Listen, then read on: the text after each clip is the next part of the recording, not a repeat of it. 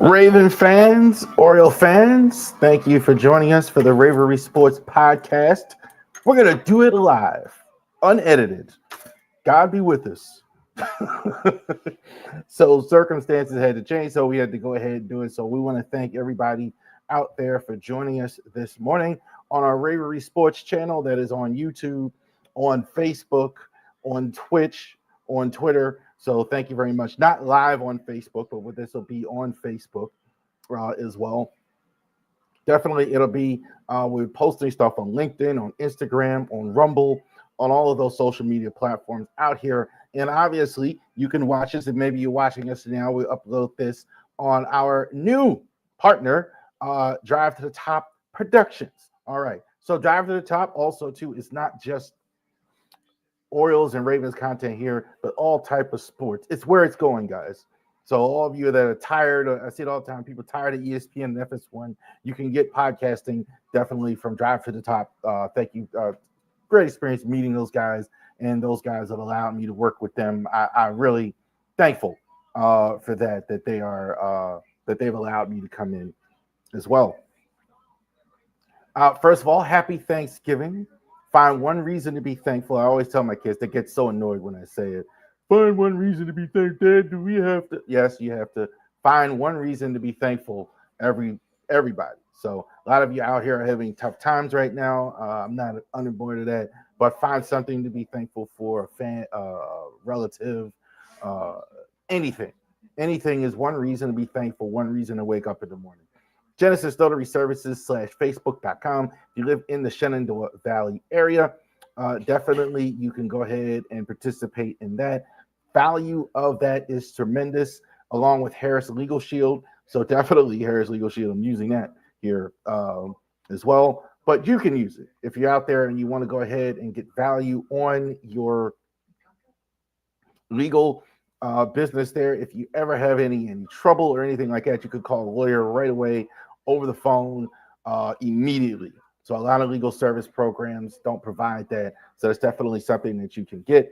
RaverySports.company.site. Definitely, if you want the latest in Orioles and Ravens gear, you can go ahead and get that. We always have Lamar jerseys. We always have Adley jerseys for you. We always have Orioles hats and merchandise on there.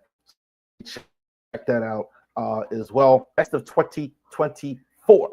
Okay, so the best of 2024 is at the end of the year. We're going to air that on New Year's Eve. The best.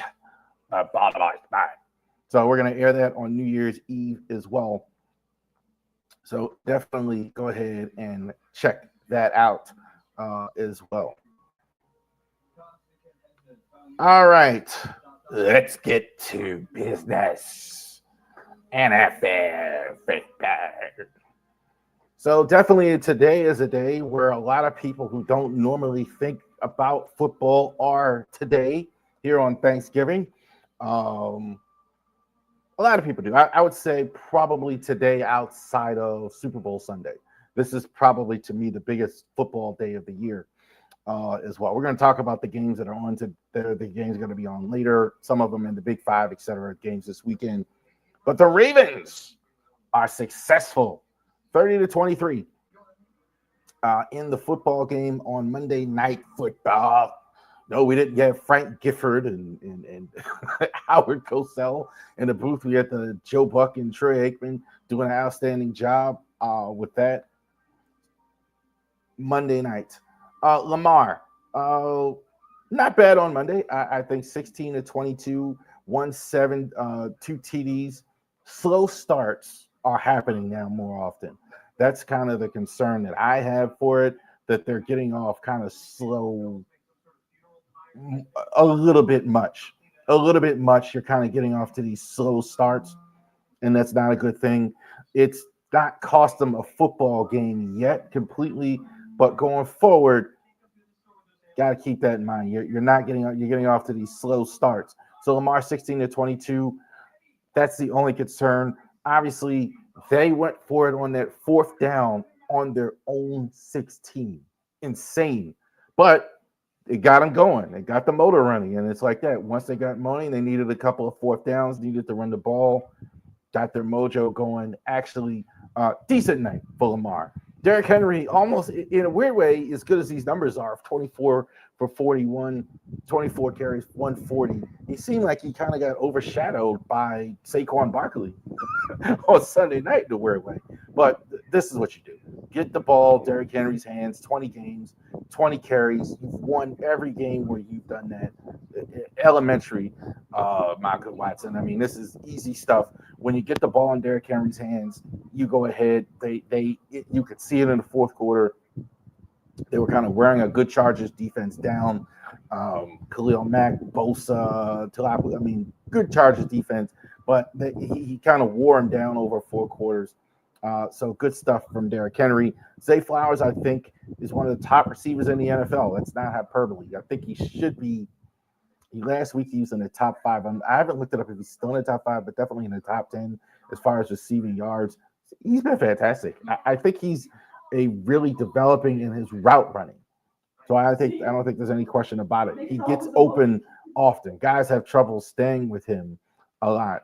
The height bothers him as well. That's the only thing. 50-50 balls, but he runs past guys a lot. So I think that's outstanding with the speed of Zay Flowers. Ravens defense, 4 sacks. Oweh had a sack. I forget the other thing. They definitely Oweh had a sack, bringing up his sack total. I think it was Van Oweh, but it was a good individual effort for the Ravens, getting 4 total. Malik Harrison. Yeah, I didn't even realize it watching the game. 14 tackles for Malik Harrison. So here's a guy who basically plays on special teams. Roquan Smith out last week. We may get Roquan back. That's this week. 14 tackles for Malik Harrison in this. Malik did, I thought it worked as good as it was going to work as far as that rotation. It's really hard. This hasn't been Roquan's best season. It's hard to replace a Roquan Smith, obviously, but that was decent enough. I was very impressed with Roquan in Roquan's absence, rather. Malik Harrison, Chris Board, etc. I thought they did a decent job stopping the run against the Chargers. Justin Herbert, 21 of 36, 218.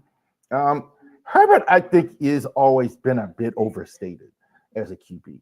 I think like his athletic ability isn't overstated. I think he's a great athlete. I think he throws a gorgeous deep ball. I think that's the best looking deep ball in the league. I think he is efficient, kind of makes things. The thing is, he doesn't do anything off schedule, and he moves kind of slow throwing the ball. Like I see him, you see Lamar running offense with the tempo.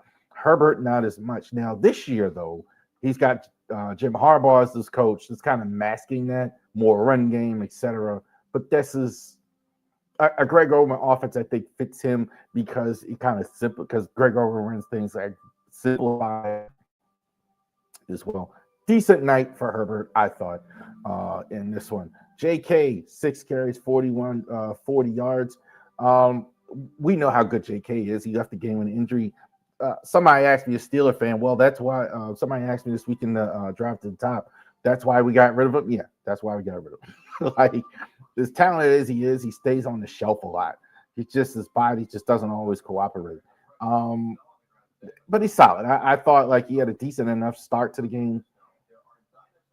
And I think JK, wishing him a good recovery. Ladd McConkey, I think, reminds me of Ed McCaffrey a lot. Good, solid receiver, good solid receiver in the interim. A lot of people are going to say that he's a slot receiver, but he's not really a slot receiver.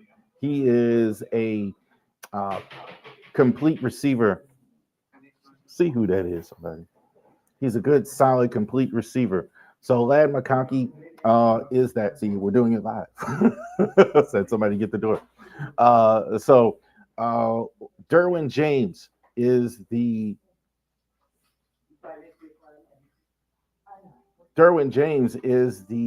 safety. I think Derwin James is one of the best safeties in the league. He's kind of bounced back this year compared to some of the things that we've had. He's another guy. He struggled with his health, but he's been healthy. I thought the Chargers defense has been good. It got off to a good start. Ravens were just too much for the Chargers. And I think it was similar to what we did. I mean, obviously, you saw all the former Ravens like on the field. The coach and the Jim Harbaugh and John Harbaugh are obviously brothers. You had J.K. Dobbins, we talked about. Gus Edwards on the field. Hayden Hurst is there. Brad Bozeman is there on offense. Tony Jefferson is there on defense. Great. I mean, it's a lot of that, but I think they don't have a horse. The Ravens have real talent on the offensive side of the ball, where they're still building it. Herbert, I think, is a good quarterback. He's great. He should be great because of what the talent. He's not as good as Lamar. The Ravens offense, I think this is just when they get focused, when they cut down on penalties, they move the ball very well. Too many penalties. That's just so frustrating with the Ravens. Like too many penalties, I think, for them. Can't have all these penalties every week. 3-4 every week. McCary, especially, is getting flagged. Got to stop that stuff. But they were able to overcome it in this one for a victory. 30-23 in the game last week. Let's move to an MVP showdown in this one. And I'm not talking about Lamar. I'm talking about what might be the two best running backs in the NFL by a wide margin. Saquon Barkley and Derrick Henry. This is definitely the two guys on the marquee for sure. Look, these guys, anybody could have had them in the offseason for a price. A couple years ago, they weren't even – Saquon had a one-year deal. So he was talking about recently, I saw how much better he's playing, having a multi-year deal, having some security. So definitely see Eagles are very, very good football team. Lamar, that's his season, 2,028, 76, 25 touchdowns, 3 interceptions. Lamar, fantastic so far this year. No question about it. Lamar, I think, is going to definitely still in the MVP race. It's kind of cool because this last few weeks, he hasn't been quite as good. That's just fact. But not quite as good the last few weeks for Lamar as well. But definitely outstanding season here. I mean, only 3 interceptions. Like, we're in week 12. I mean, you can't have that in one game, street football. I mean, this is crazy. So Lamar, outstanding here. Derrick Henry, definitely one of the NFL leading records. I knew it.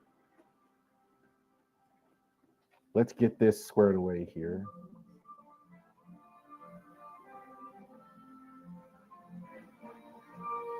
Let's edit that graphic there. So it's 13-25 for Derrick Henry. Yeah.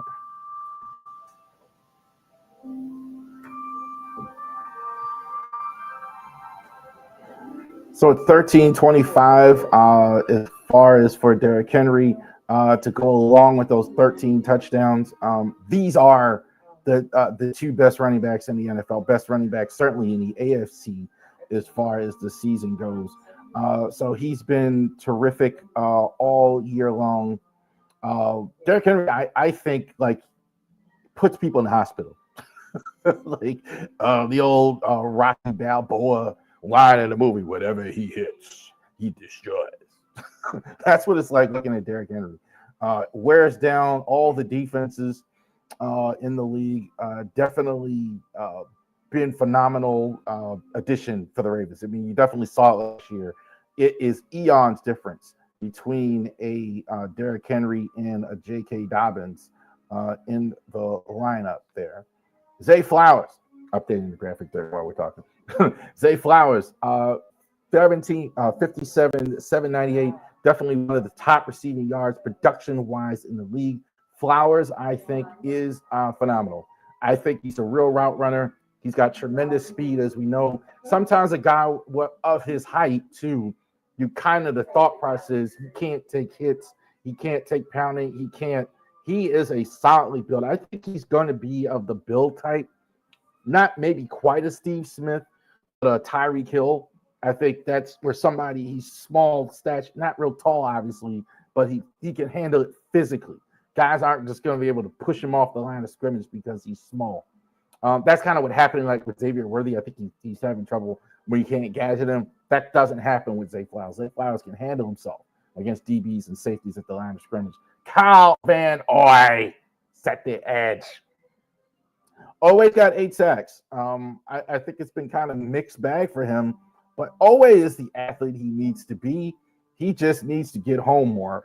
Kind of reminds me of Davis Conley a little bit.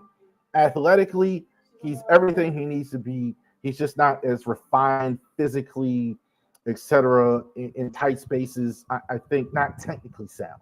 Where Kyle Van Noy is the total opposite. Right? He's not nearly the athlete that he was, definitely, especially at this point in his career. But technically, he's very precise. Sets the edge well, plays the well, knows when to rush, when to blitz. Definitely sees the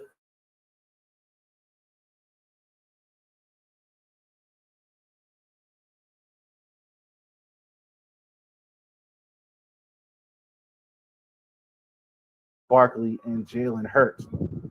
Speaking of Jalen Hurts, since you brought it up, 13 touchdowns to 5 interceptions, 276, 2076 for Jalen Hurts this year.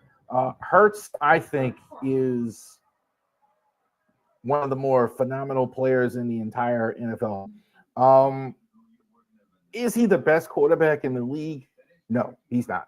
Is he a top 10? I think so. I think one thing, the smart thing they're doing with Hurts is they're doing what he knows how to do. Run tush push, run inside. He runs, but he's not a Lamar Jackson in terms of speed on the outside, kind of runs the gaps a little bit. Definitely, and it works. They're doing what works. They're not reinventing the wheel. Good coaching, good management, etc. Find the strengths of your employees or player, hide the weaknesses. So that's what they're doing with Hurts. Hurts has been good this year. I mean, there's no question about it as well. Barkley is out of this world. 223, 1392, 10 TDs. That game on Sunday night looked like he was playing against a bunch of JV players. I mean, the only thing that could have stopped him against the Rams, I thought he was going to get tired from all the uninterrupted running because they weren't tackling him. You figure he might just get tired on his own after, what was it, 255? That was insane. As advertised. Definitely, he spent a lot of his career in New York with quarterback Daniel Jones, who just got released. Now he doesn't have to see all these fronts. He's seeing a good pass game, a solid quarterback, decent offensive line, and he's going berserk here. So maybe 2 carries, both Saquon and Derrick Henry might get 2,000 yards total this season. A.J. Brown, I think, is a freak of nature. I think you could argue there's no such thing as a 50-50 ball with A.J. Brown. He takes them more than he gets them. It's more like 70-30. I don't know who takes the ball out of his hands. And he's a complete receiver. I've seen him run the short routes, the button hooks, the 9 routes, the slants, nothing that he can't do as well. I think he helps his quarterback a lot. I think the talentness of the A.J. Brown, there is a difference without him in there for them, but they're going to definitely have him. I think they're going to have Devontae Smith in this game. I have not seen the injury report for yesterday, but phenomenal group of receivers that the Eagles have as well, even though they do a lot of run game as well with that team. Jalen Carter, this is the guy you need to double team as well. They're spending a lot of money on offense, okay? So you got A.J. Brown extension, Devontae Smith, Jalen Hurts, a lot of money, et cetera, et cetera. So they don't have as much money on defense. So they have a lot of good young players. There's 2 of them, Jalen Carter. Double teaming him the whole game. Good idea. This guy in college was phenomenal when I saw him at Georgia. Definitely he looked like the best defensive player in the draft. Had a couple issues legally, etc. But that was the big thing there with Jalen Carter.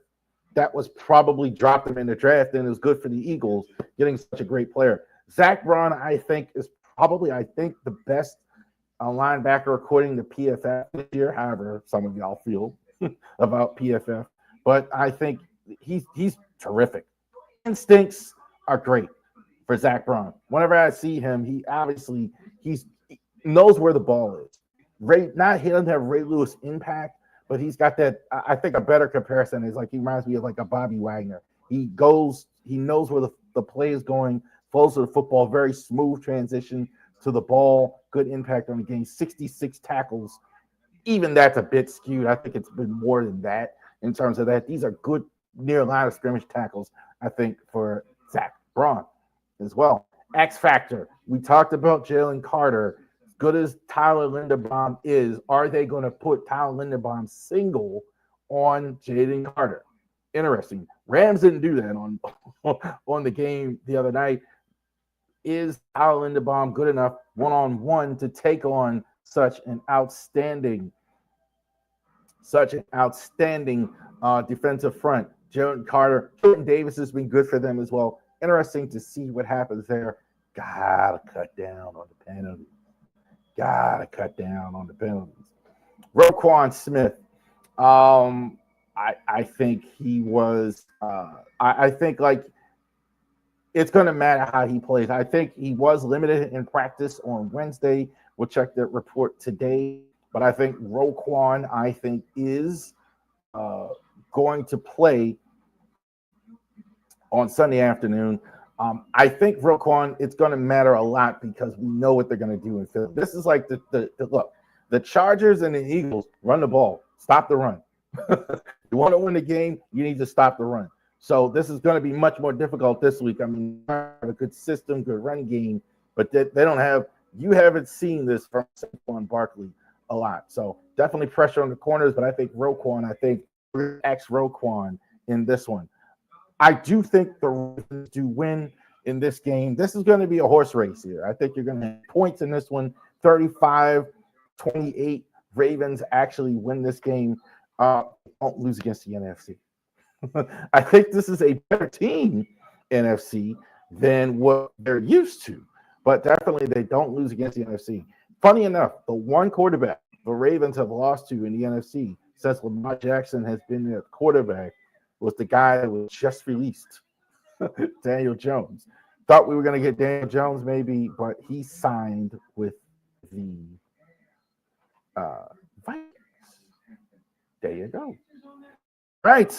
So definitely thank you for that and joining us. So definitely enjoy the game on Sunday. It's going to be phenomenal where the Ravens actually play the Eagles in M&T Bank Stadium. I'm sure there are going to be a lot of Eagle fans there in the bank on Sunday to go ahead and check that out.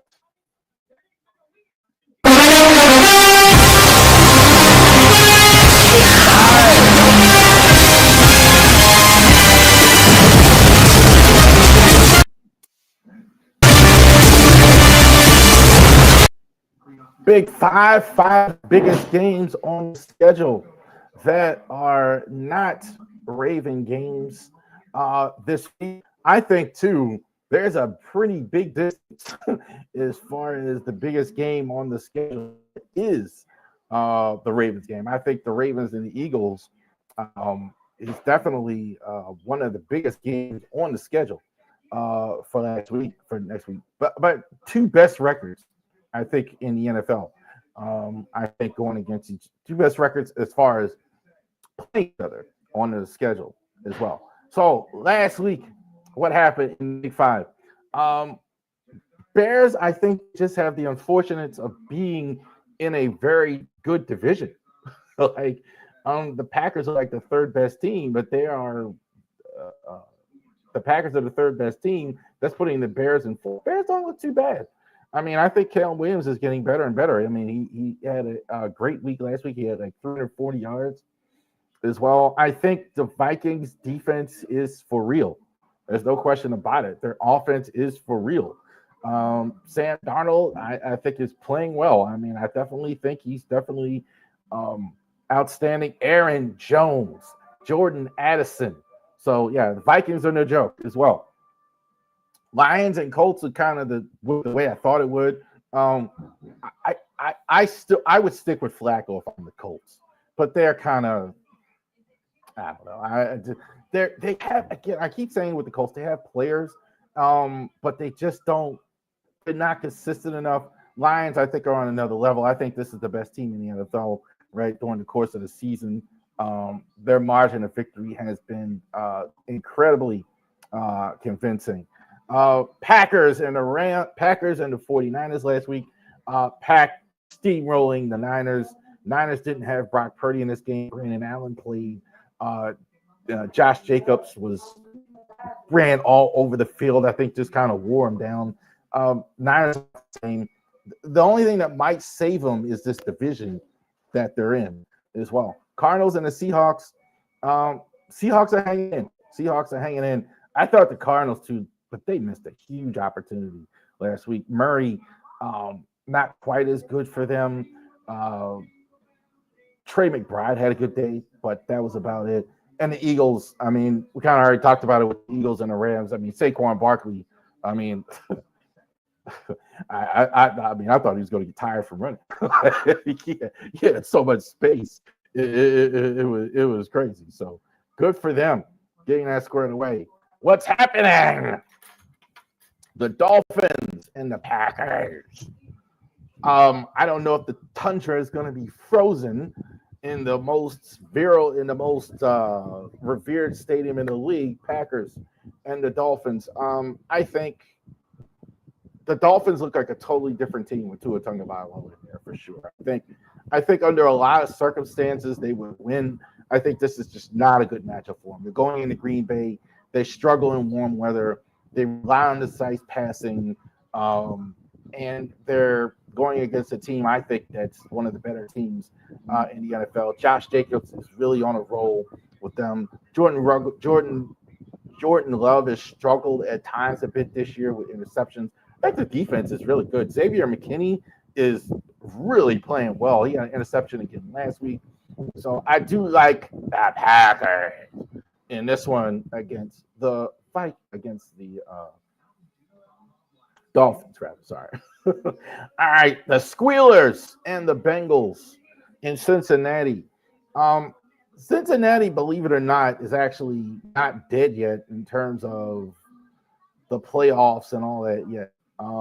They're 4-7, but you look at the AFC. I think if they could put together a run, they're still not quite dead. I think them at home against the Squealers team, that just doesn't impress me on offense.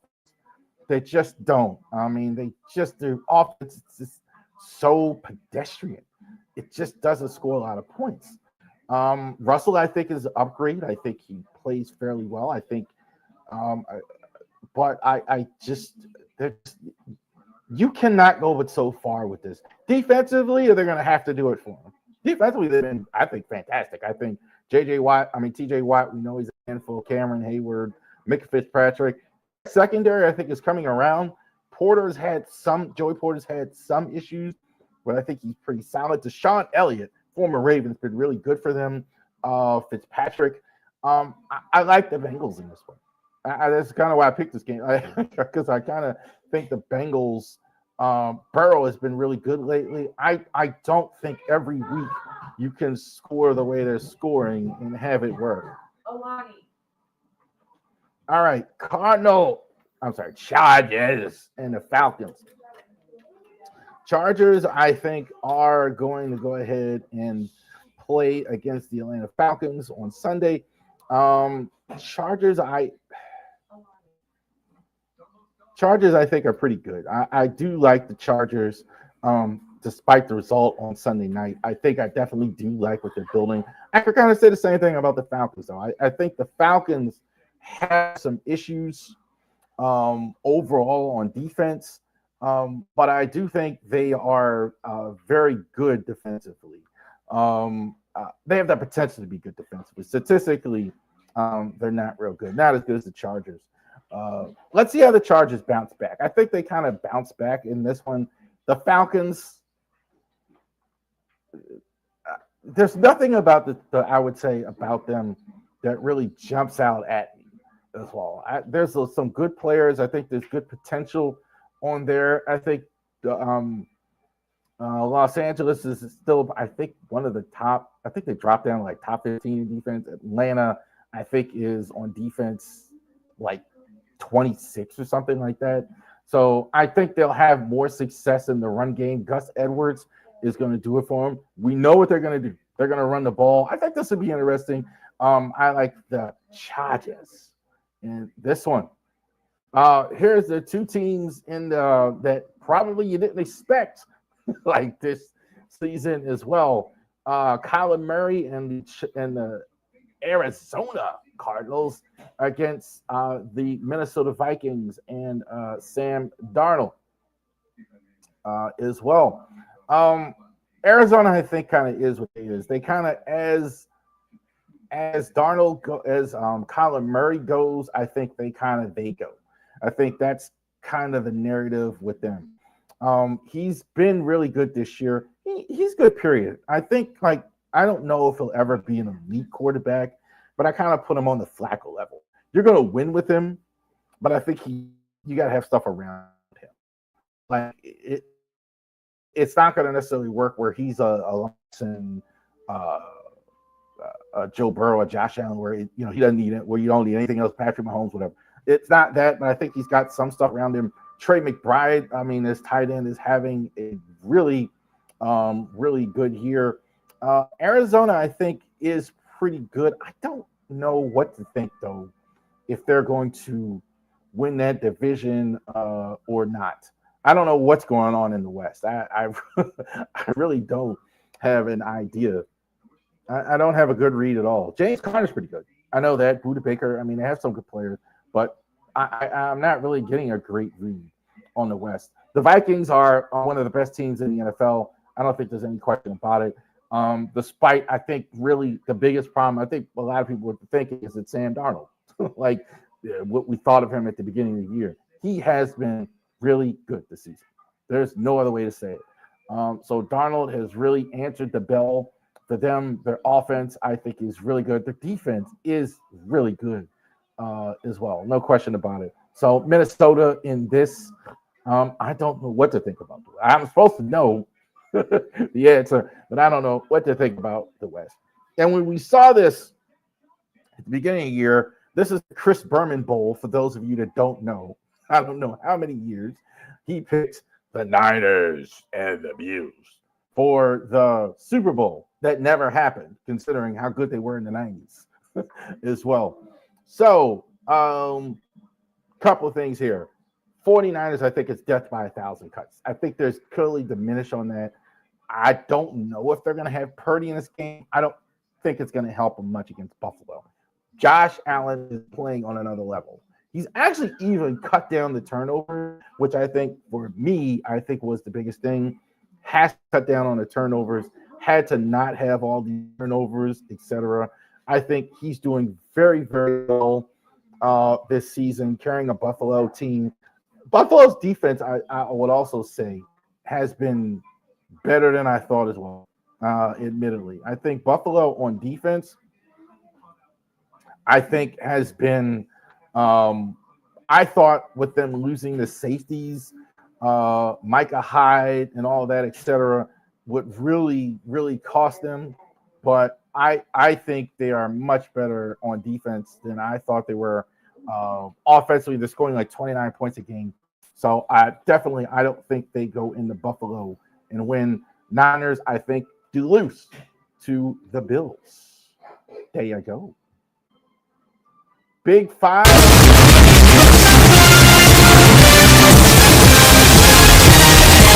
All right.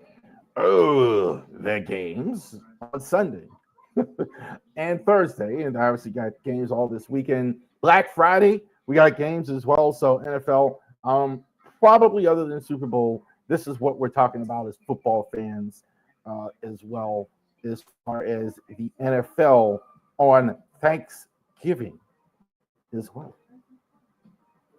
Let's talk Terps. Oh, I'm going to get to the Terps. So not good. So they were down 2 quarterbacks in this one, like before start. So the starter didn't play. So they put in Cade McNamara, who was supposed to be the starter. We thought they would have Cade McNamara, who's going to be the starter for Iowa last year, in Maryland, who was supposed to be the starter at Iowa, wound up getting hurt in the game, getting hurt out of the game, and it still didn't help the Terps in this one. So Terps actually go ahead and lose 29-13. Offense is getting progressively worse. I think I've seen for them. Defense, I think, has kind of been what it was. Iowa is not a really explosive team. They have a good tight end. This is a typical.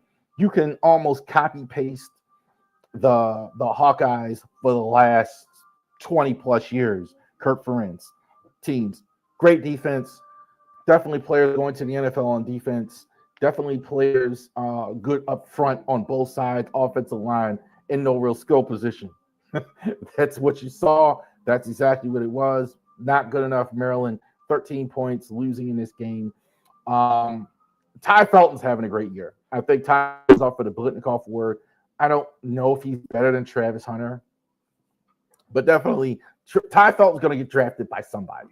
He's not going to be a super high draft, but he's going to get drafted by somebody during the offseason, during when they had the draft and all that, which we cover here, Ravens Sports Mock Draft as well. But look, there's not a lot here that I'm going to keep going with the Terps. Not their year. There is a game, Terps, on Saturday, the final game, 4-7 against the Nittany Lions. I don't know what you want me to say about this one here. Billy Edwards is going to start. He's going to finish out the season. I mean, there definitely is not going to be a bowl game. This is definitely going to be the last game. Can they show some pride? Definitely can they show any pride as well in this one? I don't think it'll matter. It's funny. Every time I see James Franklin, I think he definitely could have been the coach of Maryland. I think he's a guy that definitely the Terps could have had. Loxley, his job stance. We're going to talk about that a little bit. I generally, on my platform, generally don't call for coaches to be fired a lot. I don't think so. I generally don't think that's I do think I don't think he's fired either, but I definitely think this was a disappointing season. Okay, now I don't know how the Terp brass and all that feel about that DAD, but it definitely was disappointing to dip down to 4-7 after a few years of bowl and all that, etc. You wonder how they bounce back with that. They definitely are saying Billy Edwards is coming back next year. You never know with the transfer portal nowadays. It changes so much as well. A couple guys on Penn State. Drew Aller, I think, has been one of the best quarterbacks in the Big Ten the last couple years. I'm a little surprised he's not more nationally recognized. I think maybe it is possible after a while he will be. But Drew Aller, I think, is definitely an outstanding quarterback for them. Definitely Penn State's the 4th-ranked team in the country. Keenan Allen, I think, is there as well for them. Katrin Allen and Nicholas Singleton, they basically have the same amount of carries. About a bit of a thunder and lightning type tandem. Tyler Warren, I think, might be the best tight end in the NFL draft come April. So definitely he's a guy that Drew Aller has been looking to as well. Definitely a lot of NFL teams looking at him. No scenario where I think the Terps. I'm rooting for the Terps, but there's no scenario where the Terps, I think, beat the Nittany Lions in this one as well. But they'll definitely finish out the season. Interesting to see what happens with Loxley in the offseason. I'm kind of hoping he stays and can turn it around, but I'm certain they're having some conversations. I also want to talk about the attendance. I see a guy on Twitter, Terps guy. He's also a follower of I think he's a follower. I definitely see him all the time there talking about the lack of attendance at the Maryland football games, especially from the student section. I look, I don't know how old he is exactly. I will say this. He's not wrong about that. There's other things going on. Like the Terps have abandoned Baltimore a long time ago. That's how I became a fan. They used to play games at M&T Stadium every year when I was a little kid. Play games every year, and they've kind of abandoned that. The team isn't very good football, so I don't know what to tell you. Some people about that. I think this is a problem. This is a problem. I think and also too, every time I put it up on the thing, people kind of go past it. This reason or that reason. It is. This is a problem in society right now, right? People don't have resources to go out here and spend. The students they're there, the team isn't very good. They're less enthusiastic, etc. And that's how it is right now for a lot of people. College basketball, you see, these games, there's nobody there. I college basketball should go to even for March Madness, go to like campus sites instead of the neutral sites, whole tournament in one area. That's kind of an idea I had. But yeah, but when you're 4-7 and you're not, and you've never been a football school and etc. So I like to see it, but definitely Terps last game. Definitely check them out on Saturday, 3:30 at Beaver Stadium. Maybe there'll be a whiteout there for the Terps on Saturday. All right, so definitely switching now to Maryland basketball this week. Now there is a reason to be excited for the Terps basketball team. I am excited watching the team. Watched the game yesterday against Bucknell as well when the Terps were massively successful. The thing that that you can tell with the Terps early with big schools like the early when they're putting big deficit in these early games like that. They're not winning games here by 10 points, 15 points. I mean, you kind of expected that. They're putting huge deficits. I mean, in these games, is something to see, like with the Terps having such a big lead in a lot of these games. Canisius was a huge lead. Derek Queen is terrific. I think the sky is the limit for Derek Queen, and I'm not being hyperbolic. Great handling of the ball for his size, has a good shot, has a good post game. Julian Reese, I think, is a perfect compliment to him because he's going to get doubled a lot, and then you're going to have a Julian Reese, which is kind of who I think, say this respectfully, a real good piece of meat and potatoes. I think that's what Julian Reese is. So I think the sky's the limit. I think for the Terps as well. They're also shooting the ball much better this season. Rice and Gillespie in the backcourt. DHS is still kind of working on, but they were letting it fly. They had a good shooting percentage in the game. So we really haven't seen them. They beat Villanova. We don't know how good Villanova is. They were really in the game close against Marquette. That's the only loss. We're gonna definitely break it down more when they play the Boilermakers, who are, I think, probably the best team in the Big Ten this year. So we're definitely gonna break it down more. Really interesting to see. It'll be a tremendous litmus test for them to see how they do against a good Purdue Boilermakers team going forward. So, little bit of free agent news. Blake Snell had everybody on Orioles Twitter calling for a salary cap because he signed with the Dodgers this week. Bit of a surprise, I thought, that he signed with the Dodgers, considering I thought Burns for sure was going to be the first one, and they were in on Burns. So, but I think definitely the three guys that are the guys, Snell now off the board, Max Fried, and Corbin Burns, definitely set the market. Real quick on the salary cap thing that I kept seeing. Look, it's not going to happen. Players Union, it's not going to happen. I honestly don't believe it's in their best interest like they think it is, in a lot of ways. Because you look at Soto, the reason why some of these signings take so long, especially these big money guys, it's only a handful of teams. Like there's like every team would want Soto if they could bid on him, but there's only but so many teams that can bid on him. Like Kansas City probably hasn't called, right? They can't afford it. I mean, or there are certain teams. Tampa probably hasn't. There's about 5 or 6. Like when we talk about Soto, Mets, Yankees, Red Sox. I think Blue Jays have bid. It's a bit of a surprise, and I think it's Dodgers in on it. But yeah, that's just only players. I think I have to look at it a little bit. They're limiting. Am I limiting myself to just a handful of teams, etc., bidding on it? All right. So let's go to this. The projected starting lineups as of now. Obviously, we're here in Thanksgiving. The season doesn't start till April, so it's fluid. But if the season started today, how would the Orioles lineup look?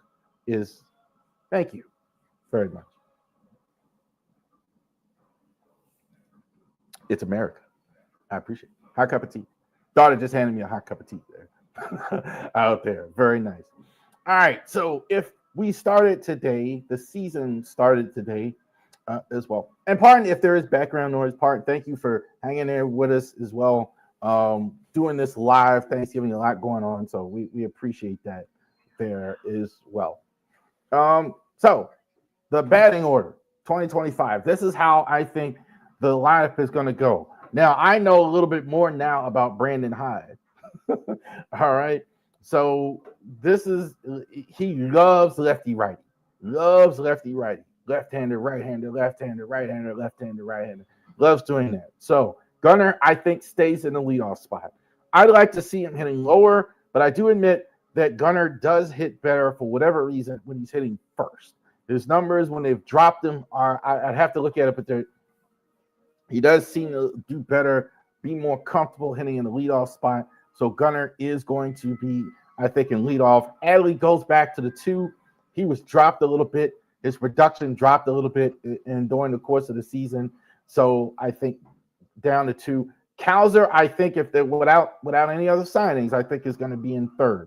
I think Cowser, again, the lefty-righty thing. Cowser, I think probably now, if you don't have Santander, especially, he's going to be the guy hitting the home runs in that spot out there in left field. I definitely think he's there.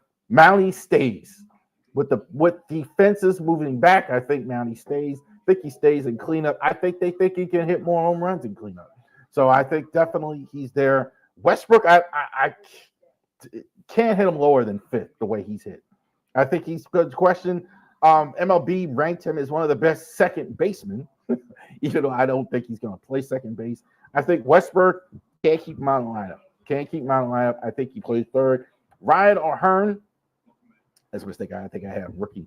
But I think O'Hearn is going to be the DH. They definitely picked up the option. I don't think there's any other reason to pick up the option unless you're actually going to have him play at DH.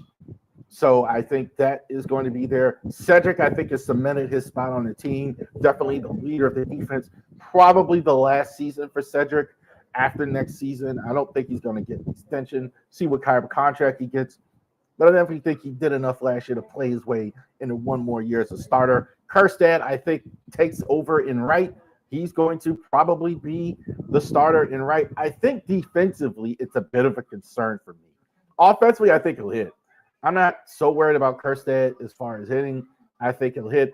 Jackson Holiday, I think, is going to start at second base and hit cleanup. And bring up the rear in the nice spot.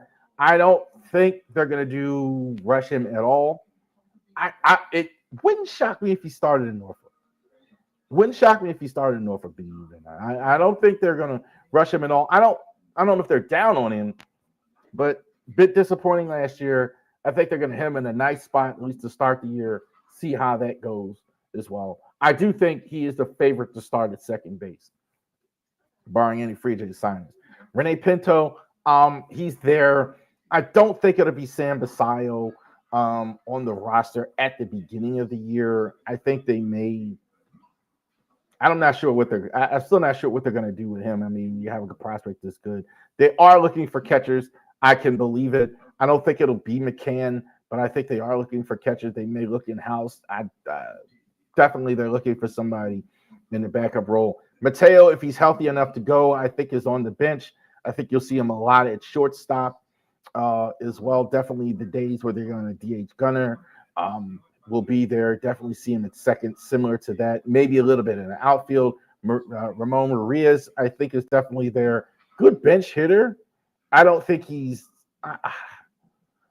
I think he struggles more. He's good when he comes. I think good off the bench when he comes in a game. Not good playing sporadically. I don't think. So I think Urias, I think, is there as well. Emmanuel Rivera, I think, is going to play first and third. He's going to be the Swiss Army knife play everywhere. Daz Cameron, I think they picked him up in the offseason as well from Oakland.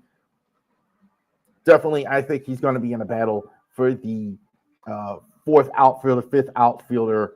That's fluid. I think definitely he is going to be in the mix. How's it going to go rotation-wise? We're going to number them down.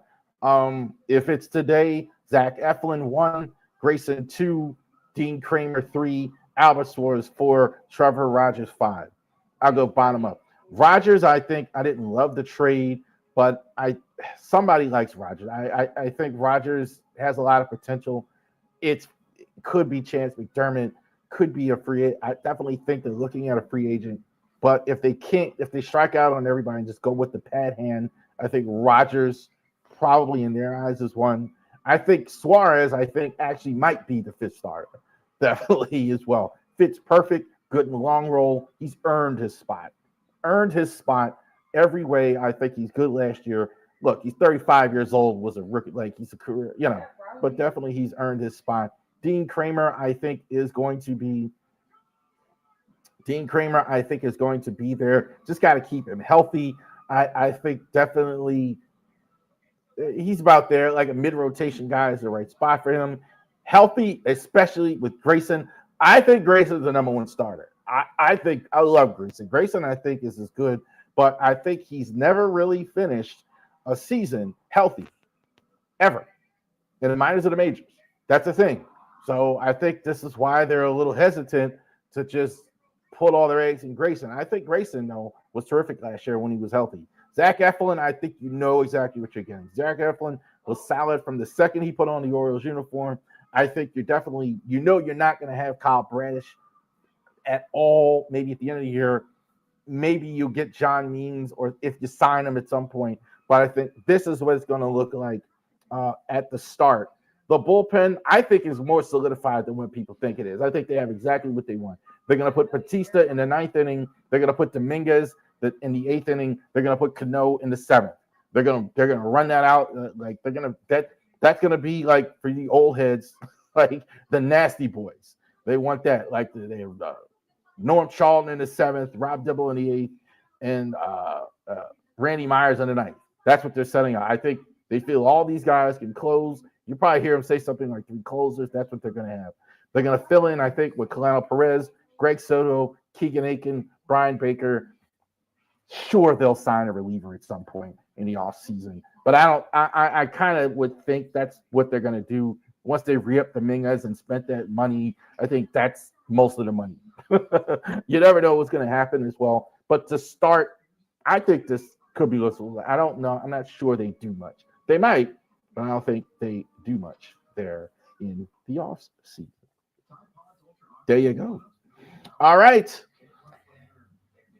So that is our Orioles segment as well. Orioles, I think, are in the business of the business this offseason.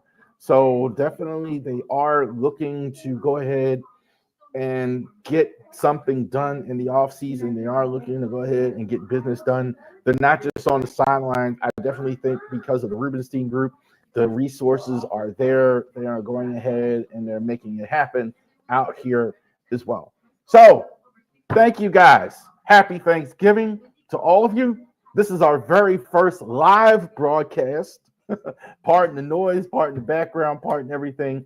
Definitely find one reason to be thankful. One reason to be thankful for everything that you have today. Thank you for joining us on Ravery Sports Podcast. We will see you next week. Enjoy all the games. Y'all have a great day.